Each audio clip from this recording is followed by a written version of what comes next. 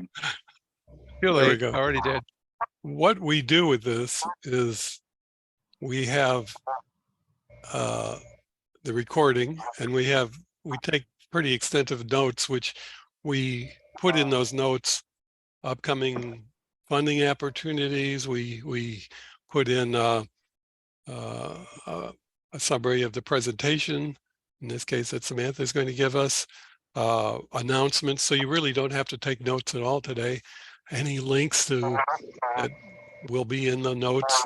And what we do is right after this call, we start working on these notes and we run them through our editorial mill, Steve, and then Nolan, and then usually they'll go out on Monday. It used to be Friday, but we're sending them out on Monday. We're making them a little fancier now, so we'll send those out Monday, and you'll have links and names and people to contact. Now, if you're not getting the invites, we send out an invite usually Monday and Wednesday. Just send your contact information to me, msenyu, I'm up there, HMTRI, msenyu at Gmail, msenyu@gmail, and I'll make sure you're on our PLC list. We have about 580 people on our list, and they come and go from our PLCs. We're very informal that way, and but if you're on the list, you'll get announcements of the PLC, and then at the same time, we will send you notes. Hello, Mac. How are you today?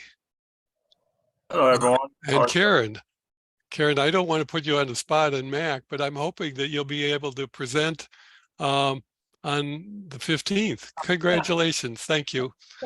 We take turns, and we take our outstanding programs, which they are one of, and I'll just count on them being here. They're going to talk about what they've done and give us some hints about it, and it's very informal as this one is, and we'll go from there. It gives our grantees a chance to highlight their program, and gives the main thing about the presentations of the grantees is it gives others a chance, and particularly new people like Willie, who is just thinking of applying for a grant. What is this grant about? What do we do? How hard is it?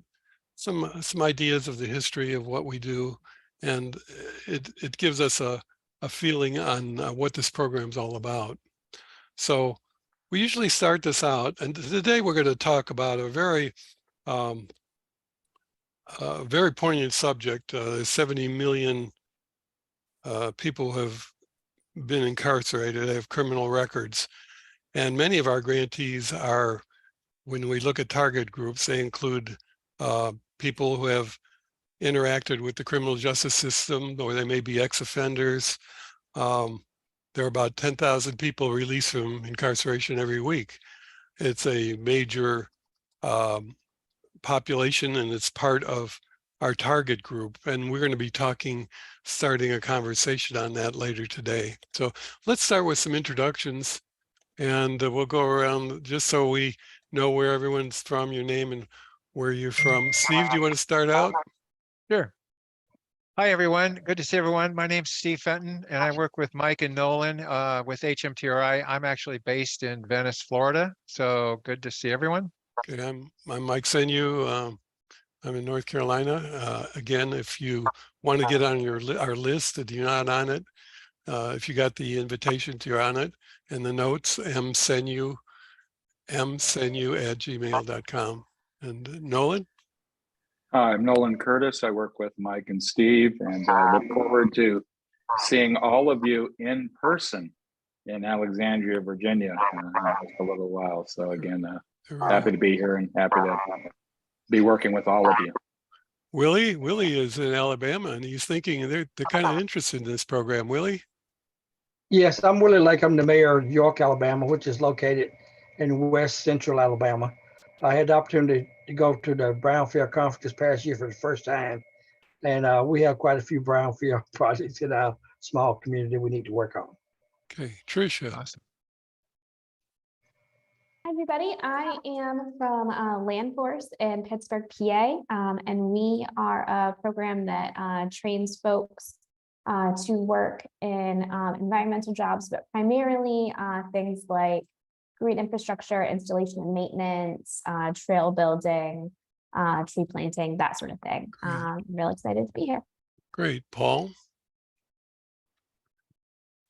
Paul Sammons with Recycle Force out of Indianapolis, Indiana. And Samantha, who will be our guest speaker today. Good afternoon. My name is Samantha Pugh, and I am the Associate Vice President of Programs here at the Fortune Society, and it's a pleasure to be here, and thank you for having me. David? Hello, my name is David Cantu. I'm in the city of San Elizario.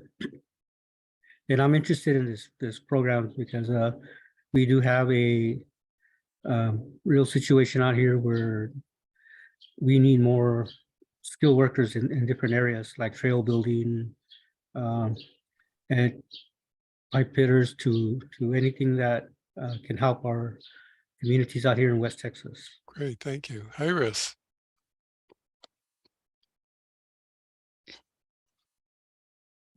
Hi, my name is Iris Colom from Patson Corporation at Puerto Rico. I am just been here for a few months, so I hope to learn a lot. Okay, that's what we're here for. Deborah? Hi, I'm Deborah Trevorrow from City of Tacoma, grant recipient for 2023 and a few times in the past. Glad to be here. Thank you. Tacoma was one of our shining stars, and then they took a little lapse and they're coming back. So welcome back. Jessica? Hi, everyone. I'm Jessica from Pastor Corporation, Puerto Rico. Great. And John Carlitos? How are you? Oops, we got to turn your mic on. Oh. There we go. It's okay. Hello, everybody. I'm John Galiotos. I'm the Dean of Workforce Development, Southern University Shreveport, and I'm about to send you all a message. At 1:30, I am meeting with the city of Shreveport. We are building a facility, and in there, we're going to house brownfield training as well. So part of other training. So I apologize for leaving at 1:30. But congratulations. I hope we can get your program. Yeah, we got going. it. We got it. So showing them, this is what you're gonna put. You're gonna put equipment for this training here. Calumet is going to do OSHA and hazmat over there and other little things. Congratulations. Thank you. Thank you. Good luck. Karen. Good afternoon. My name is Karen Govan, the Director of Workforce Development here in Southwest Economic Solutions in Detroit, Michigan. We do some job training with CDL and HAZMAT. Great. Diana? Good afternoon, everyone. I'm Diana Napier with The Workplace here in Bridgeport, Connecticut. Glad to be here. Yeah, all the way from Alaska, Amy. Hi there, my name is Amy and I'm with the Alaska Forum, and we do job training for primarily rural Alaska, environmental training for landfills and just household hazardous waste and really whatever those communities need to be more environmentally friendly. Great. Rachel. Hi, Rachel. You can turn your mic on. There you go. Good afternoon, everyone. I'm Rachel from Cheyenne Arapaho Tribes, and we just began our application process. We're offering our first course in OSHA next Monday. So we're excited to start to train everybody now. Fantastic. Rachel, and we just met the two of the most difficult job training programs. They've got rural, dispersed, lack of employers. They're faced with all sorts of challenges and they're doing a great job. Kim Kelly. Afternoon, everyone. I'm with the Sustainable Workplace Alliance located in Central Florida. We're a new grantee and hope to be starting this summer our job training. Congratulations. Melissa?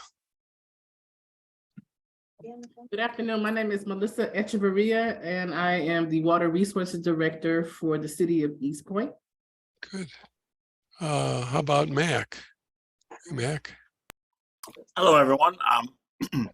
Just bring it back. I gotta call her.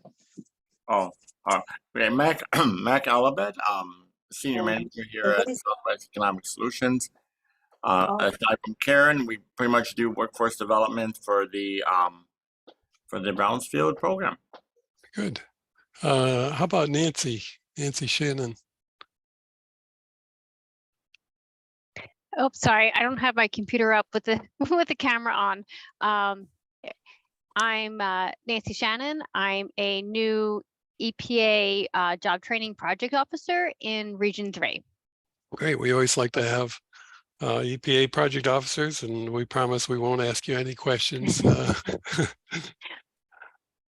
Okay. How about Shantae? It's always good to see Shantae. Yeah, hey, how's it going, you guys? Good afternoon. Shantae Vincent, West End Neighborhood House. I'm the employment specialist / EPA coordinator. We've had our grant since 2015. Great. And is it B. Michael? What's your first name? I think that's B. Michael Long. I think that's Yes, it Michael is. Long. Michael Long Oh, hi, here Michael from Long. I Employment should have known Council, that. Kansas City, Missouri. Good afternoon to one and all. I should have remembered that. Many of you have seen these people as presenters, and thank you. My camera's broken too, so I apologize. Oh, Candace. Sure, Mike, she left a message in the chat box. She's having some IT issues. Okay. But she introduced herself. She's with Santa Fe Community College. Fantastic. And works with the Los Alamos National Lab. Fantastic. One of our stars that will be at the All Grantee meeting. Marcia. Marcia Lay. Hi, good afternoon. I am Marcia Lay. I am a Region 6 Brownfields project officer. Just learning more about job training grants. Okay. Awesome. Welcome. And Erwin Hernandez. Hi, my name's Erin Fernandez. I'm through Groundwork Denver, and I'm the Green Pathways Project Manager. So I support green workforce development for our youth programs. Great. Okay, did I miss anyone? Did anyone?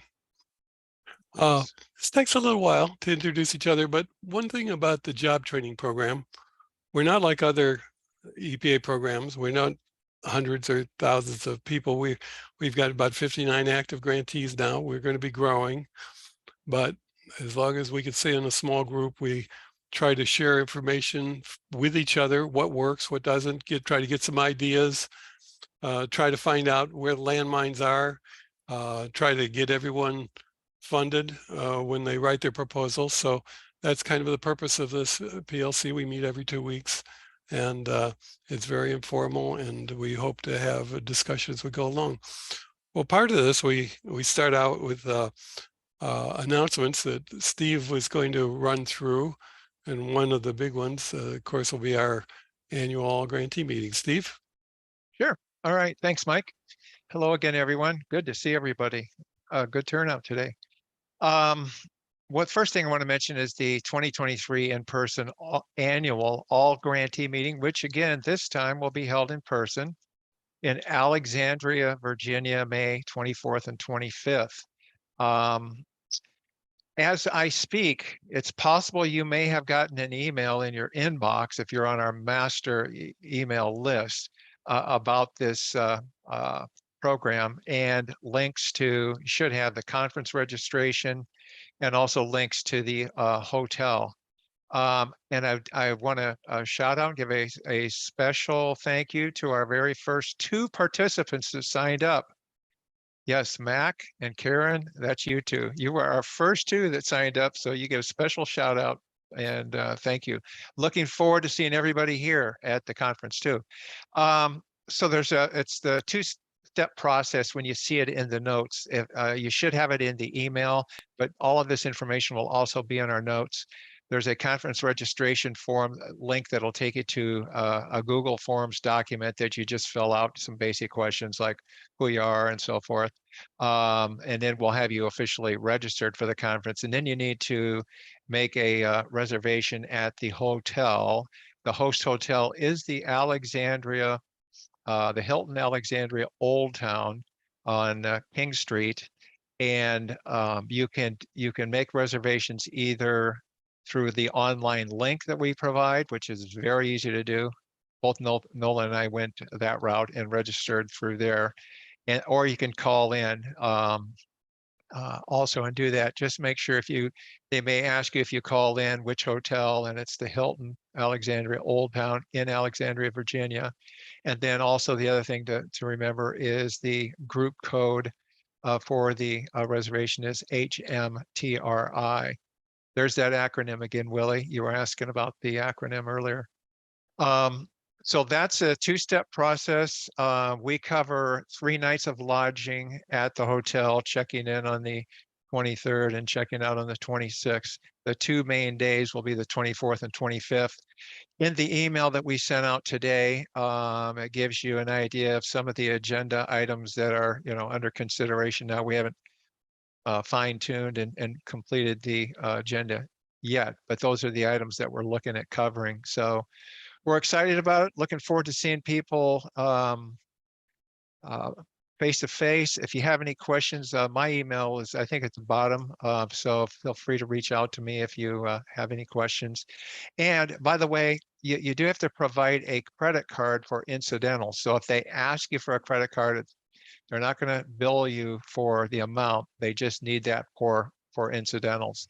And I think when I signed up online, they even showed like an amount, and if for a half second you think, what are they charging this to my card or not? And they're not. It just typically shows up. But if you are under the HMTRI banner and it says that when you do the link, you're golden, you're good to go. We're going to get the master list. We're going to be comparing it with the people that register in the hotel to make sure there's, if there's any problems at all, let us know, because it's not uncommon that a new clerk answers the phone and they haven't been trained on all of the processes or the group. And but we're really looking forward to this. So again, any questions, just give us a holler. You can reach out to me, Mike, Nolan, any of us can help you out. Then also just want to move over to the Brownfield 2023 National Conference. That's in August 8th through the 11th. That's in Detroit, Michigan. That was fantastic last year in Oklahoma City. Looking forward to going to Detroit this time. HMTRI will have a booth. And so if you can't come, or even if you can come and you would like to give us some materials to display in the booth for your program, please, by all means, feel free to do that, because that's what we're going for, is to help market this program and all of your individual programs. So again, that's coming up. Now, the last time I looked, and it's been a couple days, they had not identified a host hotel yet. I think they're still working on the agenda and a few other odds and ends, but that's going to be forthcoming, because now we're already moving, believe it or not, into March, and that conference is in August. So I think more information will be forthcoming soon. Also, in conjunction with that, the 2023 Phoenix Awards nominations are open. And that's the premier awards program for brownfields redevelopment. And that's coming to Detroit at the 2023 conference. This year's awards will once again celebrate exemplary projects in brownfields redevelopment from across the country and recognize the people that make them happen. There will be a link provided in the note if you would like to nominate someone, or you can even nominate yourself. I mean, just click on that link and that information's right there. Also, if you're interested in being a sponsor or exhibitor at Brownfields 2023, there's information about that. And like I said, we're going to already be exhibiting. So if you have marketing materials or something about your program you would like to share at that meeting, even if you can't attend, feel free to let us know and send it to us, and we will take it and be happy to display it for you.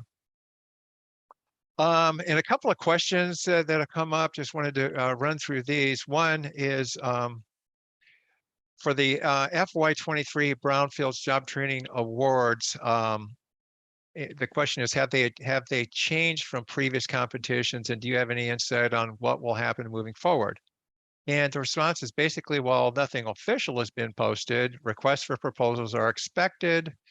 in June as they were in FY23. Applications will be due 60 days after the RFA is posted. It is expected that the EPA Brownfields job training cooperative agreements will have a maximum funding level of $500,000 total to be spent over a 5-year period. New applicants as well as current and past grantees are expected to be eligible to apply. As in the past, there will be not be matching requirements and indirect costs will be allowed. The number of awards, of course, is yet to be determined, but that will be forthcoming. And then second question, we get this from time to time. Why is the Brownfields Job Training Grant called a cooperative agreement? Very good question. The Brownfield Job Training Cooperative Agreements are, in basic terms, grants where EPA has a role in guiding work plans and program operation. Traditional grants award funds with minimal or no input over the execution of the grant. Cooperative agreements allow for a more participatory conversation between the EPA project officer and the Brownfield Job Training Grantee program managers. Grants and cooperative agreements are often used interchangeably, but technically Brownfield Job Training Awards are considered cooperative agreements. So we get that question from time to time. Okay, Mike, that's all I have. Is there any questions about the conference or any particulars? Feel free to ask. Otherwise, I'll turn it We'll over be to sending Mike. out more notices as we go along. Between now, when is the drop date, dead date, Steve, for registering? Well, I think it's, I mean, the registrations will stay open for the next few months. Now with the hotel, we have at least 2 full months before they release our block. So that's why there's, some urgency. If you're looking to attend the conference, you might want to book your room, before that block gets filled up. Book your room, and you can always cancel if something comes up. Exactly, and that may happen, and how it does happen from time to time. So at least if you book it, you're set, and then make your airline arrangements. And by the way, the other thing I wanted to mention is there will be 2 continental breakfasts at the 2 full-day meeting and 2 working lunches provided. So HMTRI will cover that as well as the cost of the hotel. And parking, if you drive, there's some discounted parking available as well. So Mike? Basically, you have to get there. And then if you want to go out to dinner some of those evenings, which a lot of people will jump on the bus and go down to downtown Alexandria to restaurants, you might have to pick that up. But for the most part, the major costs, the hotel costs are covered. We're looking forward to it. Really hope to see all of you there. Nolan? Yeah, I was just going to say, I think you mentioned it before, but there are, it is limited in terms of the number of rooms in the block and the number of reimbursements. So that's your incentive to register early and often. So. Okay. We're going to start a discussion, as I said before, as we started, about returning citizens. We've got a huge population, 10,000 people a week who are being released from incarceration. We've got a lot of people who may not be incarcerated, but were touched by the criminal justice system. And it so happens that many of these people are in our demographic. They live in our neighborhoods that we're targeting. And there are a lot of good people. We think of returning citizens as being perhaps violent criminals. Only 11 or 12% are violent crimes. Most of them are drug offenses. So there are some tremendous people that are incarcerated through events that aren't necessarily their fault. And this is an opportunity for the job training program to take advantage of this tremendous population of good people and hardworking people that can join the ranks of remediation workforce. But the problem is between when they're incarcerated and getting a sustainable, good job.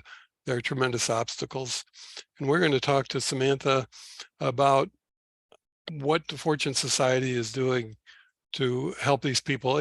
Fortune Society has been over 50 years, and she may talk about this. It was actually started by David Rothenberg, a playwright in New York.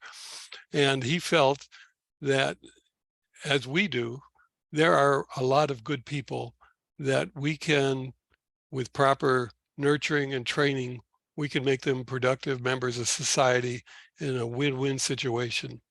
So with that, I'm going to turn it over to Samantha. They have an outstanding program. They started in 2011 with the BJT program. They've been funded 6 times in competitive competitions from 2011, and they just received, and congratulations, a 5-year grant for $500,000 in 23. And so with that, Samantha, I'll turn it over to you. Thank you. I greatly appreciate it. So as Michael stated, yes, Fortune Society has been around for 50 years. It's a nonprofit organization providing wraparound services, holistic wraparound services to individuals impacted by the criminal justice system. We offer pre and post-release services, as well as those that may have just simply had a touch point with the criminal justice system. And that is something that we just started this year. Historically, someone would have had to been arrested, in jail. Now, if someone just get a desk appearance or, something like jumping a turnstile or summons, we are now offering and providing services to them to support with any additional criminal justice measures. The services we provide are alternatives to incarceration. We have a benefits access program. We offer family services, creative arts. We also offer on-site community service.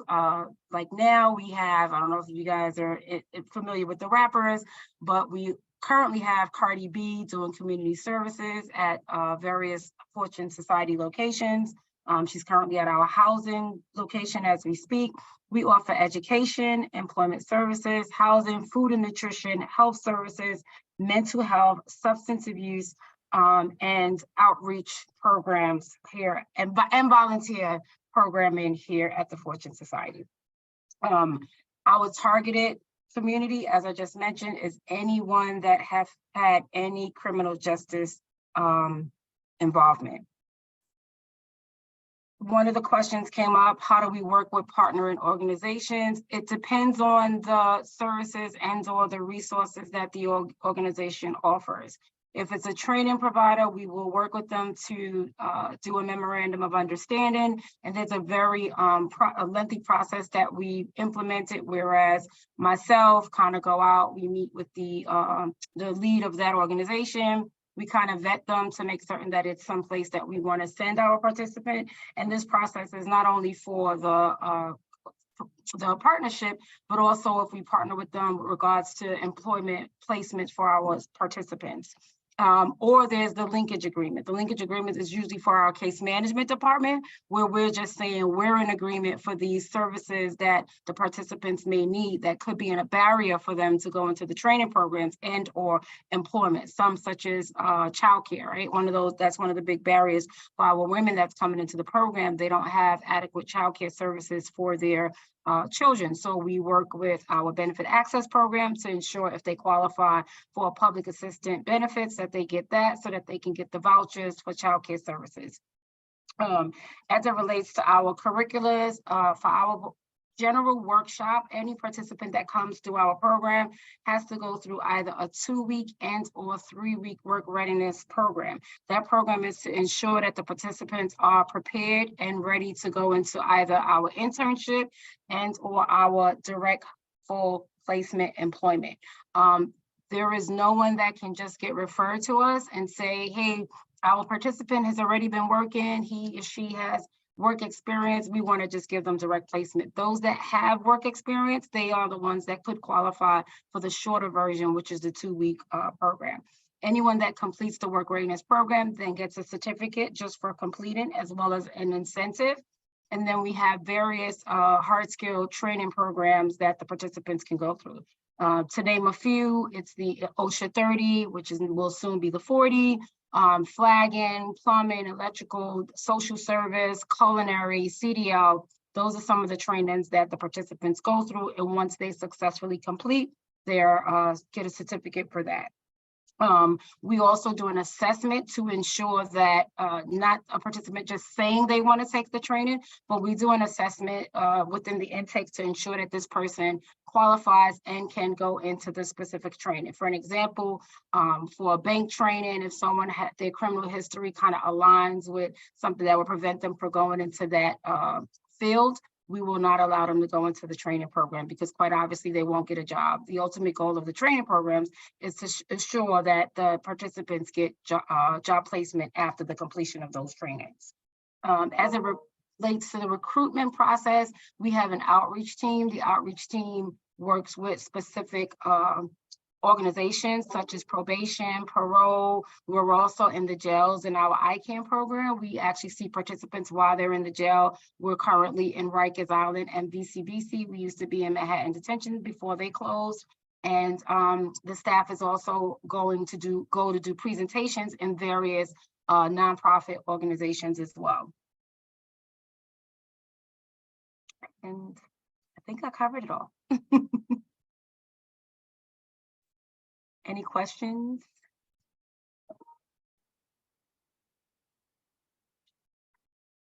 Comments? Thoughts? Going once? Sorry, I was challenged sharing my microphone. Certainly you and some of the other programs that deal with returning citizens are the experts. You have individuals that have had either incidents or lifetimes of trauma. And now they're coming out of that and trying to fit in. And so it's rarely an all at once, where suddenly, they, turn over a new leaf and they're just like somebody, coming out of the suburbs. And so how do you deal with that idea of recidivism, or, they go so far and then they self-medicate, or they, have a crisis and things fall down, or they simply can't separate from the peer group that they were around, when they started one kind of career. What's your process, I guess, for that back and forth? So as I mentioned, we do have what we call a wraparound services, and we start out with an individual assessment, and the participants that come through our program is assigned a case manager and or a counselor. During that time, they work with the individual to try to prevent the reoccurring behaviors or, recidivism. We can't win them all, right? But we do have obviously quite a few success stories, which we're now beginning to highlight, because one of the things we found that we do internally as well as to our funders, we really look at the quantitative, right? How many people are we getting through the program? How many people are we getting placed? How many folks, right? But what about the quality of work, right? And so now we've actually been collecting success stories to show that these are the testimonies of the participants and the outcomes. We make sure that we align them with those services. As I mentioned, we have like the Treatment Services Center here, and we also have what we call the BLC, Better Living Center, which is our mental health unit, where we try to ensure that if we observe these issues within the participant, that we have that case conference and we speak with them as a team to say, here's what we see is happening, right? Whether it's your mental health, whether it's your substance use, we see you declining, right? As a result, we're going to move you from your job right now. We're going to remove you from your training and allow you to focus on this. And here's your contract, right? Or your agreement that you're saying, I want to be successful. Here's what I'm going to do. We kind of put it on the participant because this is their life, right? This is your folder, but here's what we can do to help support you in making sure that you're successful. Do you have, or are you able to establish any partnerships with, I guess what I would term peripheral services? So things like tattoo removal or GED or, wardrobe and grooming, or dental, these are the things that are those physical, sometimes or visual barrier sometimes to people's success. Yep. So with regards to tattoo removal, we don't have anything specific to that, but education and GED, we have a full education program. And part of our education program, we do high school equivalency preparation. So not only do the staff teach them, and support them, but we also send them for to sit for the GED test. And a part of our contract agreement is that we're saying Fortune Society will ensure to make certain that X amount of participants have successfully completed this education program, as well as sat and tested and received their high school diploma or GED. Okay. Well, again, you're doing amazing work, and so thank you. No, for all thank you. Great What your question. staff does. Thank you. I had a question. I'm curious, could you describe a little bit more about how the benefit access program works?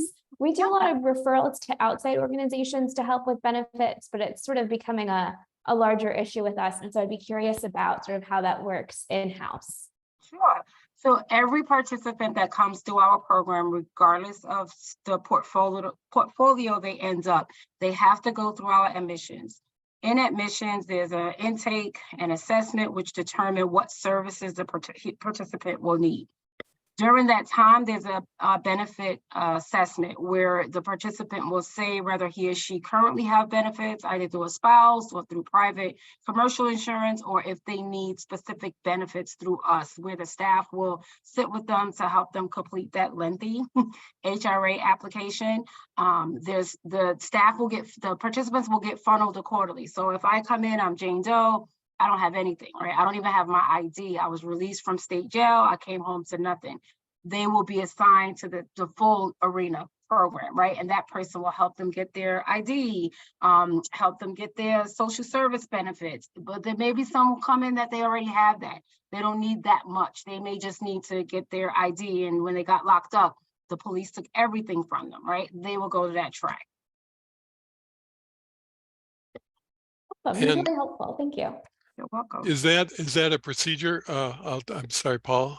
Is that a procedure? The benefits access program, is that a process that you are internal, or is it becoming adopted nationally for returning citizens? It's an internal process because we understand the need, and we understand that so many of our participants that are get incarcerated, part of what happens is their ID or things like that are confiscated and they never get it back. And so that's a part of the process. And if for any reason the participant needs to physically go down to HRA, we have case managers that will go down with them, because we understand sometimes it's challenging for them to just process all of this happening to them when they're transitioning from being incarcerated to the community. So this is in addition to the case manager. It's almost like a supersized case manager. Is this a different individual? It is different staff. It's our admissions team that takes care of the benefit access process. Wow. Yes. Yes, Cole. I'm very excited about your presentation organization. I had to step out for a security walkthrough just a couple of minutes ago when you were going over your information. The employment side, what's the process for that again? Sure. So every participant that comes to the workforce development arena, which is the portfolio that I oversee directly, they have to go through either a 2-week or 3-week workforce development readiness training, right? The 2-week is usually for individuals who have previous work experience, extensive experience, that just need a touch point in perhaps resume writing, business attire. And that was something, Nolan, I think you also asked about. We do work with partnering organizations that provide free work attire, business attire for our participants. Anyone who indicated on their intake form that they need assistance with clothing, be it general clothing and or work business attire, we work with organizations that do donations. 100 Black Men, Dress for Success, Bloomberg, all of those organizations kind of give us clothing, and we house them here, and or we make referrals to go over to them to get it. We work with organizations specifically to the sectors For an example, if we have a participant who graduated from one of our construction training programs and they say that they want to go into flagging, we work with employers that hire specifically for that. And as I mentioned, we do the internal assessments ourselves. If a participant completed on their application that they have a stint in their back because they were shot, but they're saying that they want to do hard construction, we will not refer them. Quite obvious, for obvious reasons, right? You can't physically maintain this job. There will not be retention. We track our participants. We're funded, let me just clarify. We're funded to follow our participants for 2 years. However, Joanne, our CEO, and what we believe in, it's not always about the money. So we oftentimes do in-kind services because we have participants coming back years later for some kind of support. And do you have, so for, let's say, job training, is it internal or is that a referral also? So our initial work readiness training is internal. Okay. For job placement, we do referrals to external organizations. If there's a training component to the employer, they handle the training. We also have on-site recruitment events. One of our biggest recruiters is Clean Right and Amazon, where they physically come on site and they meet with our participants and they host their recruitment and their training on site. And we also have, I think I failed to mention, we also have a fellowship internship program where a certain amount of participants who might want some additional hands-on experience before direct placement, we refer them to some of our partner organizations to do on-site work with them for a certain amount of time, with the expectation that if they are hiring, that they will consider our participants and or ensure to give them a reference for their next step for job placement.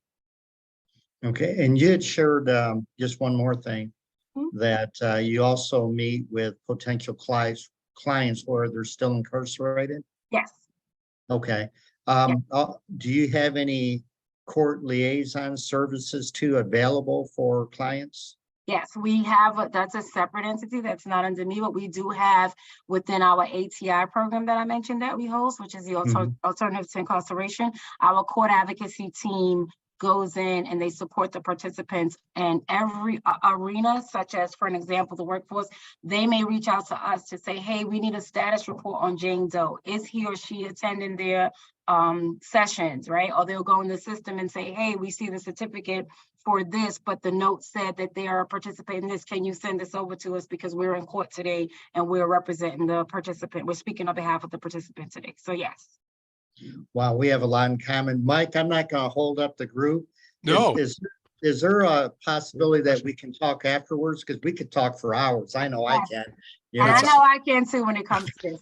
What I'll do is I'll share with the group our flyer and our one pager. And then I'll also share my contact information for any follow-up emails and or calls that you may want to have. Yeah, that's great. If I could share one more thing. Sure. One of the things we're doing is, we're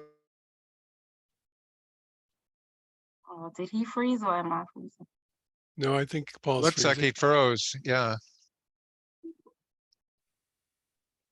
We'll come back to him as soon as he unfreezes. Yeah. Paul, if you could hear us, we'll come back to you as soon as you unfreeze.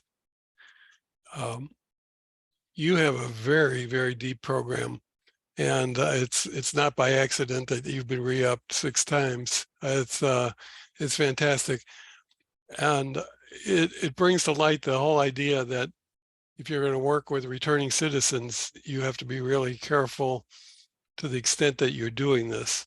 To accept 1 or 2, you have to have a very special situation. Paul will probably be joining us in a minute. When we think about working with people who have been touched by the criminal justice system, we've really got 3 things that you've brought up.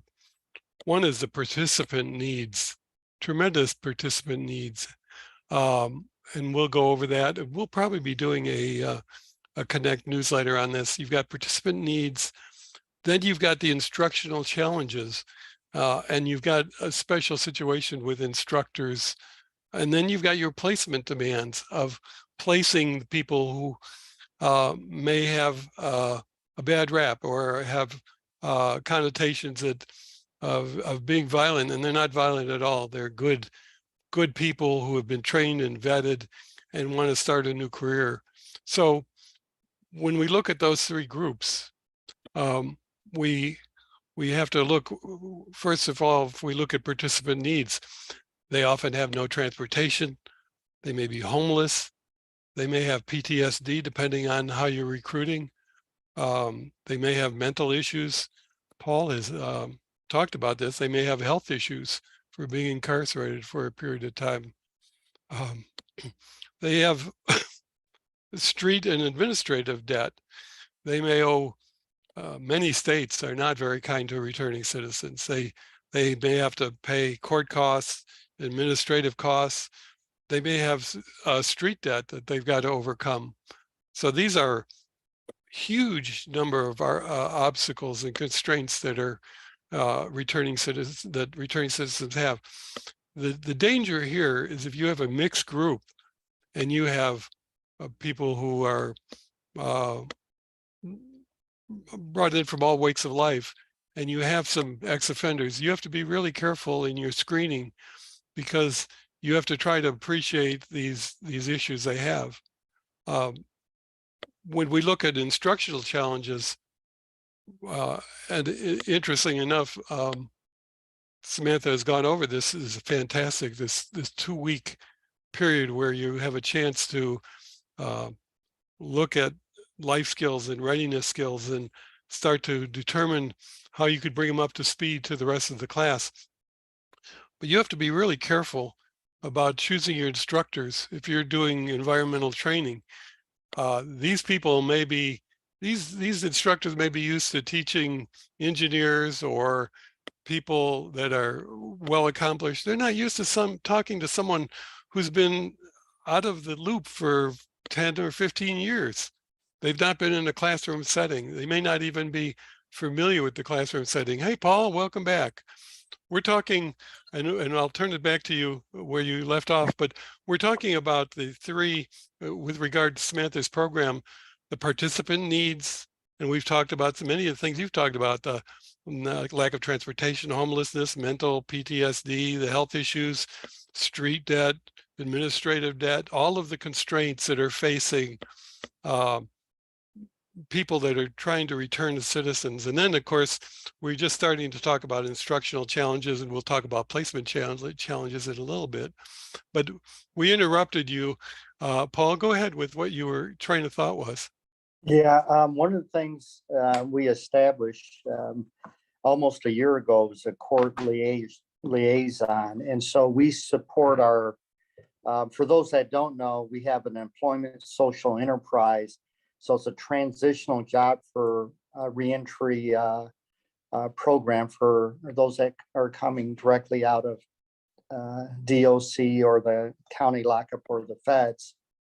And so we train them while we pay them to work in this enterprise. But what we've noticed is so many people were getting TRVs, that's technical rule violations. So they get locked up not for new charges, but some type of violation with a condition of probation or parole. And in fact, it's so many lockups that it's unbelievable.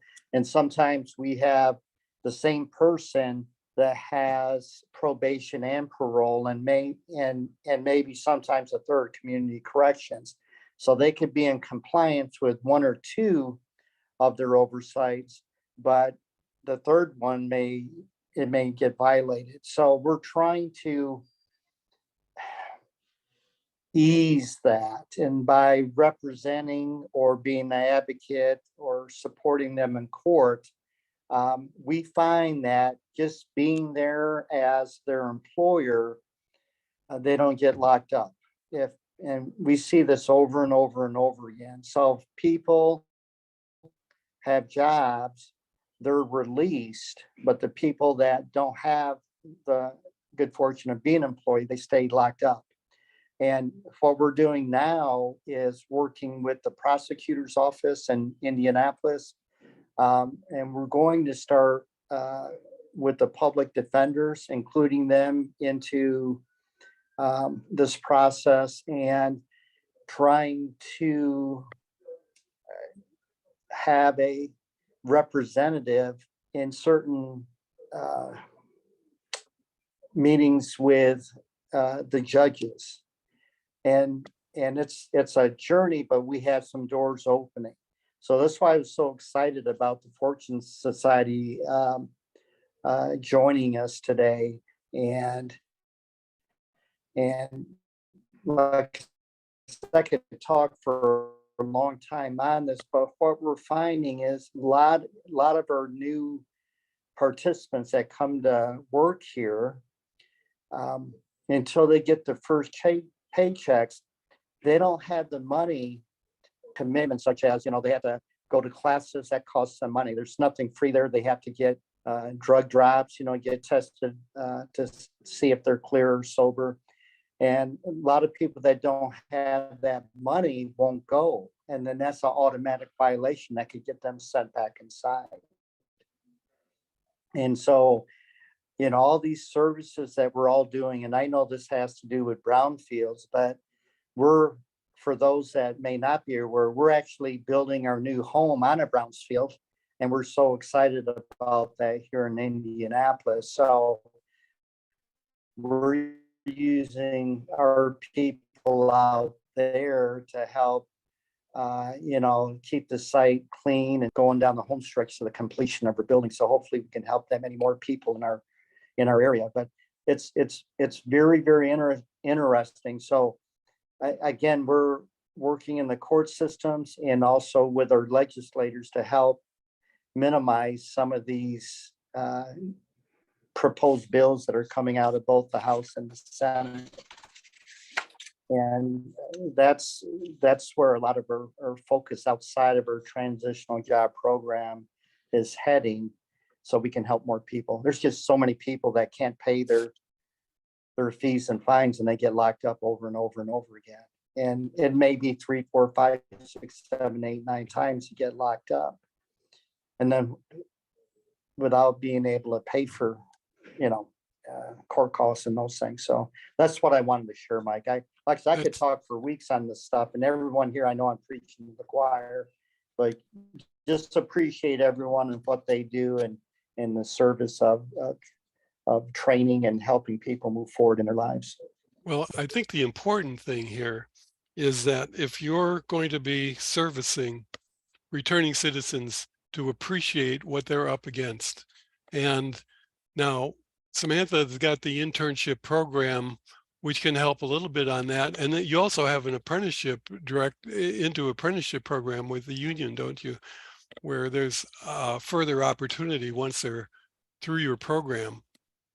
And that might help them as a direct entry into employment. One of the things that you have to be aware of, and we kind of skipped over the instructor challenges, but when we talk about placement, you do not want to send out a candidate or graduate that is going to be set up for failure. You really need to have that employer online and willing to work with your people and the challenges that they might have. You need to indicate to them that your graduate may need 10 or 15 hours a week to deal with the legal system, to go to trials, to go to judgments, to work with caseworkers, so that an employer who is not aware of this may think that they're going to come out of this program and they're going to be a 40-hour-a-week employee like everyone else, and right off the bat they're going to strike out. So they're just going to go into a job and they're going to fail. And so you really have to work as a partnership with your employer, and you've got to find employers who are sympathetic, and many employers in this business, smaller employers, may be ex-offenders themselves, but they got out and they went through it and they've started up remediation firms. So when you start looking for partnerships and potential employers, you've got to look for someone who's been there and done that, because all of those issues that Paul brought up and Samantha has brought up are being faced by these graduates. And it does no one any good if you go through all this training and then you're locked out. Mike, I just wanted to mention that Samantha has a hard stop at 3. So if she has Okay. to take off, Okay. just wanted to give you a heads up. Well, Samantha, you know, you've got a tremendous program. And the thing about your program is it's so deep, and it might be somewhat intimidating to a very small, just startup program. But what they can get out of this is the depth of partnerships that you have and the MOUs that you've developed over 50 years. So it takes a long time to get where you're at. But when you think about all the lives that you've created, it's certainly worth the effort. I want to congratulate you. And what we'll do is put in the notes your Yes. contact information so that Paul and others, Auberlee has got they're not here today, but Auberlee's got a similar program. They started in social services and they have the huge bench of wraparound services as you do, and they're able to refer people and provide caseworkers. What's interesting is that you've got caseworkers and supersized caseworkers. So I know you have something going on in just a minute or two, but I want to thank you very much for your presentation today. No, thank you so much for having me. And as I mentioned, Michael, I'll share our one-pager and our brochure with hopes that you can share that in your notes as well with the group. And if anyone want to reach out, if there's something that you know, any additional questions or something you want to pick my brain or someone else here's brain, I can make that connection as well. Okay, if you can send those to me today or later Will do. today, I'll Yep. I'll It'll make be sure. later when I get done with the other meeting, I'll send it over. Thank you very much. You're welcome. Have a You're great day, everyone. It was Okay. a pleasure. We're going Thanks, to Samantha. Okay, Thank you, Samantha. we're going to continue talking a little bit about these challenges that that people coming out of the justice system have. And again, we didn't talk much about your instructors, but as I was saying earlier, they may be used to dealing with a different type of person, someone who may have not been involved in the criminal justice system, may not be homeless or have transportation issues, and they have to be very lenient. And one thing you notice, and I think that's true with Paul's and Auberlee's that I've noticed in Samantha's program, your programs are, I want to say lenient, or I would say tolerant. When you say, Paul, you have to be firm in some ways, but you have to be open-minded and tolerant of your participants' needs. Would you say that's true? Yeah, that's for our program. I know being a program, we all get funding to deliver results. And so however we need to deliver those results, but our program specifically is focused on the hardest to serve. And like I said, when I said I had to do a security walkthrough, we had an intake, a large intake yesterday. For intake, 2 opposing sides can end up here, if that makes sense to everyone. And so sometimes we have to monitor that very closely, but at the same time, provide an opportunity for someone new coming into the program to learn how to deal with differences that would have been dealt with differently in the streets. And that's that balance point that we talk about. And there's so much. Another balance point is mental health. It's so sad that our focus currently is on young adults 18 to 24 to work on violence reduction. And there's so many mental health challenges, and there's just not our current referral sources are slammed. They're slammed. All our programs are that there's not enough infrastructure to support the increase in mental health challenges. And it's in times like this that it makes it very difficult. And one of the things that we're doing to try to alleviate some of that stress when they don't have immediate access to mental health is we're starting to do digital interviews with our young adults that agree to do that, to better understand their trials. And some have shared with us, we've been doing it for about a month now, every week. And it's at the point where I'm no longer the same person that started in the interviews than I am now, just because of listening to what our young adults have to go through. Tremendous And so we're obstacle. learning so many obstacles, so much abuse and things that I really don't want to share here, obviously, but people on this call, I know they understand. But some of them are saying this is the first time that they've ever shared their story. And there's something therapeutic and healing happening that we can't explain, but we're rolling with it. And we're trying to get a randomized control trial to better understand this, and maybe hopefully I know it's helping us right now work our program in a different way than if we would have worked it where people were more senior in age. So there's something happening here, and we're very excited about it, but at the same time it's very sad because of the trauma they've experienced starting at very early ages. And I know that a lot of the people on this call have some of that experience. So it will probably, it's such a fundamental change that it's going to help us better serve our young adults, and hopefully can be more stabilized as they, mature in our different places in our life cycle. And so we're working with a national organization that's gotten their attention on policy change, and we'll be presenting at the NYEC for the National Youth Employment Coalition National Conference in Indy in April. So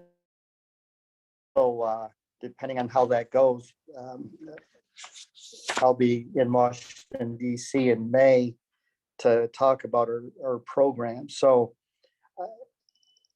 I know it's tough, and we're doing great things, and we just stay the course and learn. There's so much to be learned. It's unbelievable. But I'm a different person, from when we started. So I get excited when we talk about these things because we're human. There's like one human race, right? Right. Well, the And, beautiful thing, Buddy and I talk. yeah, Buddy's been through it, and when you have people who've gone through the program and they come back and they say, "You gave me a life. You gave me a life." We've had testimonials. One I always will never forget. It was down in Louisiana. A woman came back to her job, and there's a big semi in her parking spot, and she gets out. "What are you doing in my parking spot?" And he said, "All I want to do is hug you." She knew her, and then she recognized him. He said, "I was in the streets. I had no life. I was in jail, and now I have a house. You see, I'm driving hazardous materials, and it's all because of you." And she was just bawling. I mean, people who are touched by this, and Buddy sees it every day. Paul sees it every day.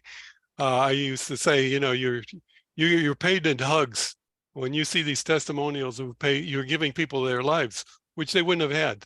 They'd be back in jail. They'd be back in the streets. They get back in their old peer group, and there's no end. So if you could capture just a portion of these people, you're doing a tremendous job. And for those of you who are new to this program, I think the moral of today's story is, if be appreciative of people coming out of the justice system, and also develop these as broad a partnership as you possibly can. have these large partnerships where you could refer people. I was amazed that Samantha has not only caseworkers, but additional workers, and Paul's working in that same direction. Art Shanks used to know the judges. He was in San Francisco, but he would go in and vouch for people. He was doing it on his own. He was a caseworker, judge advocate, and the judges knew him, and they said, Art, is this guy okay? And he'd say yes, and they'd say, okay, we'll give you another chance. You know, it's not that easy anymore, but I think that's probably where you have to go in some more formal process. Yeah, I had a question. I'm sorry, Mike. I had a question for Paul or Buddy. Recently, there's been changes in many states about what questions can be asked on a job application form with respect to, criminal background. Have you seen that impacting your program or how you counsel people or what their opportunities are? Well, for me, that's a good question because I just had to deal with this for the last 3 or 4 weeks. And what I try to say is this: tell the truth, period. The laws, the regulations that fluctuate from state to state and all that stuff, that's good because we want that to be, in some cases, just done away with altogether. It's intrusive. It doesn't really serve a major purpose, but it's good to make sure you counsel the individuals to tell the truth. Because if you don't tell the truth, there comes that person 3 weeks later with the pink slip saying, we have to let you go. And they're not letting you go because of your record or you just came out of jail. They're letting you go because you didn't tell the truth. And so it's a tricky situation. But put it down there. If there are questionnaires on your unemployment application that asks those questions, and there's nothing illegal about it, answer the question and do it truthfully. Right. But when it's not there, how do they? Well, if it's not there, then you leave it alone. Okay. However, if you are questioned about it because of say you get the job, now a rumor starts that you're a guy that just came out of jail. Wasn't asked on your application. Okay, but this goes back to the character of you. Okay, if your character, and most employers, they're looking for honesty, they're looking for good character. And so that's why I say answer the questions if they're there. If they're not there, then you deal with it later on. Thank you. Mike, Iris has a question, it looks like. Hi to all. I just want to say that I used to work for the reentry program for 4 years at Patterson Corporation. So I know what Paul and also what Samantha was saying about. And I don't know if you have the same as Puerto Rico that we have fidelity bonds. I don't know if you know about it. Those are bonds that you have for the employers. You can request this in nonprofit organizations, and these are in different kind of states. In Puerto Rico, we have it. It goes up to 2,000 to 10,000. If something happens to your participant that you have put or assigned in a work, and there's a robbery, something happened with the participant, they just refund that money to you to give it to the employer. So that's a bond. Yeah, it's a bond. Yeah. Okay. Fidelity bond. You should have that in the States because it comes from the States to Puerto Rico. So it goes up to 10,000. And we have used that kind of strategy for the partners. When we go there and we have this employer and I want them to get my participants and they have backgrounds and it works. It works for us. So maybe you have that over there. Iris, do you know the name of that bond? Does it have a Fidelity? name? It's Fidelity They bond. said it's Fidelity bond. Yeah, but I know you can search that. I know the States has it. Okay. Yeah. There you go.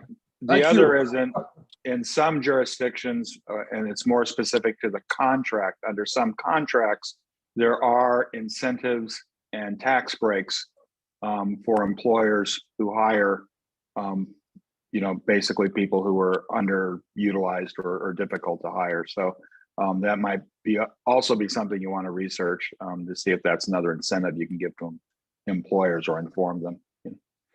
Well, thank you for that. That's something I didn't know. But that's important because a lot of the jobs that we're trying to do right now require a lot of more responsibility. And so that like working on the waterfront, the Twix cards and all that. So if you can get a bond and a contract at the same time, that's a huge safety net for longevity in employment. And wow, thank you. That's something I wasn't aware of. Right. The other is to approach your local politicians and the ports and the ones who are writing and letting these contracts to add those kinds of clauses in the contract to encourage local hiring. So, it might be, they simply have a quota, if we want you to do 10% local hiring or something. But the others to see if they will actually offer monetary incentives or other breaks to those employers. And if you could send me something on that, I would appreciate it, because we're going through that right now with Mass Highway, with the DOT, all the infrastructure money. See, that's where the jobs are at with the unions and these guys. And if we can get that kind of a bonding, that would give a lot of support for these individuals. Right. Well, the bottom line is to fight for that language in the contract. If it's in the contract, you have a much better path than if you're just trying to appeal to somebody's better nature. Yeah, that's absolutely correct. No. Thank you. Yeah, because they're bound by it. Then it's a legally binding contract, and it has teeth to it. One of the things that has worked very well for us is we had established a working relationship with the city of Indianapolis in their Department of Public Works, and as of right now, we provide them temporary labor, and they use that labor on the back of when they do their garbage runs and those things. And it's like a long interview process. And we have today, I believe, 51 people that have been hired by DPW, which is a union job, right? That's a career job. We call it ABC. We're any job, better job, career. And we're also working with their parks department and those things to get our people into those areas so they could, have an opportunity to get into those union jobs. We have relationships with the trades, and I don't know how many people know about the Indianapolis or Indy Tunnel Project, but it's a couple hundred feet below the ground, and we have a couple of our people and that project will last for a very long time. So we can get them in these union jobs. That's pretty much a lifelong job. From that standpoint, it's worth all the training and stability services to get them in to these type of jobs. In regards to the prior question about do they answer or not answer, and we had, we worked with our legislators here to take that box off to take it literally off. Are you a felon, right? And so at least here locally, we don't have that box anymore. People don't have to do that. But like Buddy mentioned, it's still reality. If you are asked, we say just, be very truthful. We just want them. We just need bodies. And as long as they come to work every day and work, they're good to go. And so we build on those relationships too, from that standpoint. So I think there's a lot of good progress. But like I said, we'll be rolling up to an election year. You know how that goes. Everything starts swinging. Yeah. IRIS contributed the it's called Federal Bondings Program through the U.S. Department of Labor. We have to use the momentum. That's right. The moral of the story, though, also is you've got to develop that relationship wherever your graduates are going. You're going to have to develop a relationship with them, and you may have to fight for. You may have to suggest to them if they bring up the issue of bonding or what happens if something goes wrong. I think the bonding program could come to be. The whole issue is Many of these people that are graduating our programs have been vetted. We're not talking about violent criminals. We're talking about the other 70% of the people who have been incarcerated for petty crimes or drug crimes. These are not necessarily violent people who are going to fly off and start shooting all your workers or anything like that. So a lot of that comes down to convincing your one-on-one relationship with the potential employers, whether it be the city or be a small employer or even a larger employer or a government agency. That's another problem, that trying to get someone into a government job is next to impossible if they have a incarceration record. So I think that we see, and we're going to continue talking, and actually at the all grantee meeting, we're going to have sessions on this. It's a big issue, but it's well worth the path to try to work it out. And I compliment Samantha and Paul and Auberly, and Abby and the crew there, that they're all working on a very difficult population. This isn't for everyone. If you do not have the social services, the wraparound services, if you don't have the referrals and the caseworkers, you need to think about that before you start bringing people in. So you may have a program that says, we can't do this well, so we're not going to do it. Rather than setting someone up for failure, we may need to avoid this right now. We'll leave this to the heavy hitters who have established their MOUs, who have the employers in check, have the ancillary services. Many of you may say, hey, we're just trying to get an environmental job training program going, and we're going to address a different population. This isn't for everyone, but for those who do it, you're saving lives. Congratulations to you all. Well, that said, and not to be argumentative, but people walk in your door, and everybody has a past. So depending on how recent or how far back that particular aspect of their past might be, also, Mike's right. You need to have the full range of services, but I wouldn't reject someone simply because that's part of their portfolio. It may be something that they've already gotten past personally, but it doesn't mean it doesn't still hold them back, in the life and job world. Right, and they may not have any of these issues we talk about. They may have been in on a drug charge. They're not homeless. They've got family. They don't have health issues or PTSD. They just want to get back to working in society. Yeah, they just want to get back into, let me go where I left off, and that's another issue entirely. So, well, I think we shined a light on it today, and we'll put everyone's contact information in the notes that you'll get on Monday. And I appreciate the time we spent today talking about this. And we'll be revisiting in the future for everyone. So, Steve, you want to wrap this up? Okay. Anyone have anything to say? Thank you, Iris.